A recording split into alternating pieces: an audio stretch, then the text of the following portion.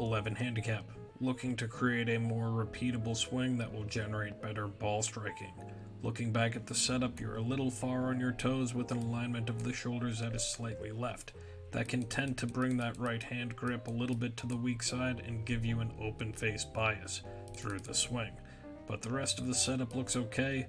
With the path line and watching your takeaway, your first move is to nicely draw that club to the inside by tilting the left shoulder down, working the hips out of the way, and maintaining very nice wrist angles to hold that club face at a pretty square angle. So nice job for an inside takeaway. That will continue up to the top with good turns and tilts. That club will reach a parallel to path position working up to the top, and all said and done, for an inside takeaway, you've checked a lot of boxes here and don't look like you're in a bad spot.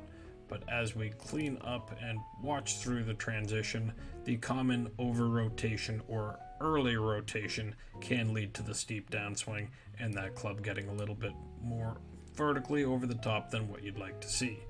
Looks like you tried to square the face on this one. The other video you sent in did have more of an open face and bled it more to the right, so the immediate impact will be club face control. So checking on one more thing with our path line and one check on the club face at that P2 position.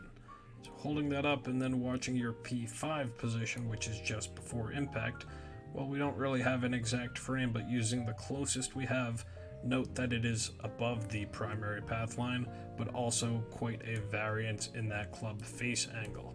So somewhere through your backswing to transition, the face opens up by 15 to 20 degrees, resulting in you holding the lag and blocking it, or feeling like you've got to scoop and flip to release. So playing with that club face and timing it up is rather difficult. I think that you can start some easy work on that takeaway since you've got a very nice control over that wrist angle. Try to get that club to just line up right more alongside your path line. Good lineup with the cameras and everything about this setup is good, but try to cover your hands with that club face as your first move takeaway. That may want to reduce the urgency to turn and loop it, but I would just slow everything down at the top because you'll be able to control your hand path to bring it down more from the inside if you just slow down. Just slow down, hit the red flag, don't go for the yellow flag. Good luck. Sendaswing.com